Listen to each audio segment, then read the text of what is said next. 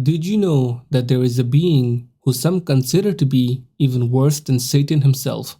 Let me explain. Abaddon, also called Apollyon, which means destruction or doom, is considered to be both a place and an angel of the abyss in Christianity. He's the ruler of the abyss and controls an army full of locusts who will be let loose during the final days. He's referenced 5 times in the Old Testament and only once in the New Testament in the Christian Bible. During the end of times, there will be 7 trumpets that will be blown. With each trumpet, a terrible calamity will fall on earth. On the 5th trumpet, Abaddon and his army of locusts will be unleashed from the abyss on earth, who will then torture the unbelievers on earth.